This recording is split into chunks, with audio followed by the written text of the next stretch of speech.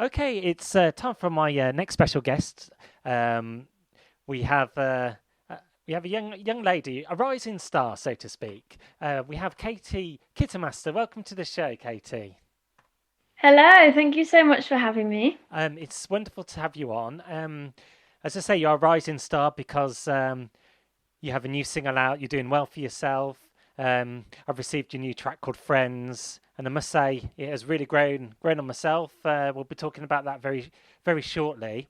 But firstly, I just want to kind of rewind where it all began. Really, when you were growing up, were you always destined to be like in music, showbiz? I think it's something I kind of weirdly knew I always wanted to do, literally since I was like 3 or 4. I think I had my first solo performance in the nativity play when I was 3. Yeah, And I really think from pretty much around then, I wanted to be in the West End and do yeah, musical theatre. I wanted to be Annie. That was sort of the dream. And then I realized I couldn't act and I couldn't really dance. So I was just left with the music and then started writing when I was, I think, 15. I was in year 9 and yeah. I'd just been dumped by one of the boys in the year above and wrote a very, very overdramatic breakup song. And I think that kind of just opened a door to songwriting, which Yeah. has really helped me elevate this from sort of like just a hobby to actually being a career, which I guess kind of began when I left school because you can't do too much before then.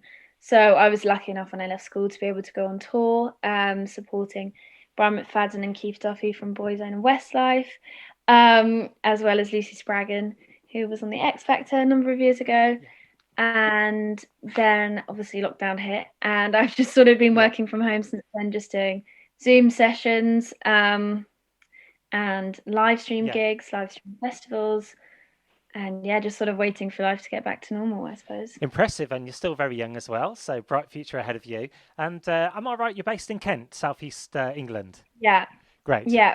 The lovely Garden of Eden. Been there a few times. Nice part of the world. And do you remember the first single you ever bought on CD or MP3? Do you remember what it was? um, I guess we always used to get the sort of, I don't know where they're at now with the Now 70 whatever, Yeah.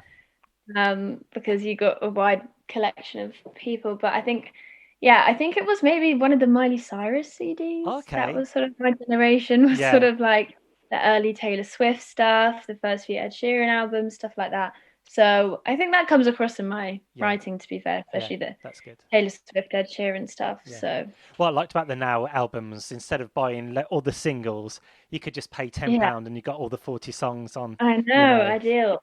Great. And do you play any musical instruments? Are you quite musical in that? Yeah, I don't know, not to the highest of levels, but mainly for writing, piano and Yeah. guitar.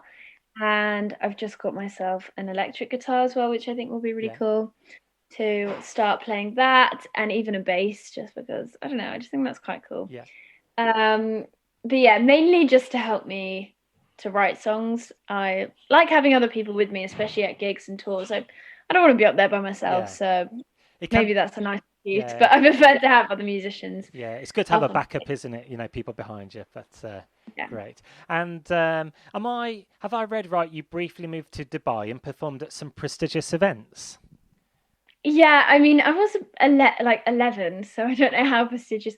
I mean, they were cool considering I was so young, and like I still love to do gigs like that now. So I was Yeah, able to perform at the Global Gift Gala, where there was a whole red carpet and all. It was pretty full on, which was yeah, cute because my parents got to come and all the paparazzi and stuff were yeah, there, and we were like, "Why do you want photos of us?" Um, but yeah, I was lucky. I think again, it sort of opened my eyes to make me realize that this is what I really wanted to yeah. do. So. That's good. And what do your friends think about your success? They must be so proud of you. Yeah, I don't know. I think I am quite a private person, but at the same time, obviously, my songs are really personal and I Yeah, put them out there for the world to see. But I do like to keep that kind of thing. I don't know. It's not really the sort of thing I actually talk yeah, about that much with my friends and stuff because I don't know. I yeah. just, It's good yeah, to I'm it's sure good they it's good to have are. that level though, isn't it? When you got your everyday friends. It's nice to have that level, in Yeah. life. Cool. And speaking of friends, your new record has recently been released. has surpassed 100k plays on Spotify and counting, and reminds me of places of a little bit of Ellie Goulding. Is that a fair Yeah, comment? I hear that a lot actually. I've recently been posting quite a lot on TikTok, which has been going quite well, and that's the reason I released the song. I put a little clip up of it after the writing session, and people seem to like it, so I put it out. But yeah, I have heard this sort of female Ed Sheeran or Yeah, Ellie Goulding kind of thing. I think it's where my accent comes through yeah, as well yeah. when I'm singing, I maybe. like I But like you singing as well. The way you pronunciate the words as well. yeah. That's good. Not many artists can do that. Actually, pronounce the words. And what's the meaning in the song "Friends"? Does it have a message? Yeah, so it's about the struggle of wanting to stay friends with an ex, but finding actually having them in your life can be really hard. But then if you don't have them, you feel like you're sort of like grieving this Yeah, person that might have been part of your life for a really long time. So I don't know. I still haven't worked out if, it's possible to be yeah, friends with an ex. I think it's really tricky, and it is a case by case thing. If there was a lot of hurt and pain and, you know, betrayal, then it's going to be tricky. But I think it's something that a lot of people go through, and mm. yeah. Yeah. I guess if the former partner or ex does really care about you, and then I guess then you still have that connection. Yeah. But yeah, I guess it's an individual basis. How one deals with that. Um, Mm. but moving Maybe on. maybe it's a poll you can ask the listeners. Do you Yeah, think you can stay friends with an ex? Yes yeah, or no? yeah. Well, open up for our listeners. Any people who were still on terms with their ex, do write in. And moving on, who did you work with on the track "Friends"? So I worked with a friend of mine called Joseph Wonder. This is the first song that we have released together. So we've written a couple of other songs, which hopefully I'll put out at some point. But yeah, he's just got engaged, and yeah, it was really nice to work with him on this track. He produced it as well, so yeah, he's a really talented guy. Lovely. And what's the feeling like when you hear your song on the radio or just out and about? It is mad. It is really crazy. I don't know. I think with this industry, it's so easy to get wound up in statistics and sort of, this whole success thing of, I don't know if you're ever going to be satisfied Yeah, with like how well you're doing, but yeah, it is really, yeah, it means a lot that people like what I'm doing yeah. and support it. So thank you so much You're for having welcome. me on. It seems like you really enjoy what you do, and keep on enjoying it. And then whatever comes is a bonus, and I'm sure you'll succeed in whatever you like to do. Which goes on to my next question: further ambitions? Anything else you like to do on your CV or list? Many Yeah, things. I mean, I definitely want to be in this industry, so it's all going to be yeah, sort of music related, but I'd love to eventually be a headline of a festival, get maybe some awards, BBC Radio 1, like I don't know, just everything.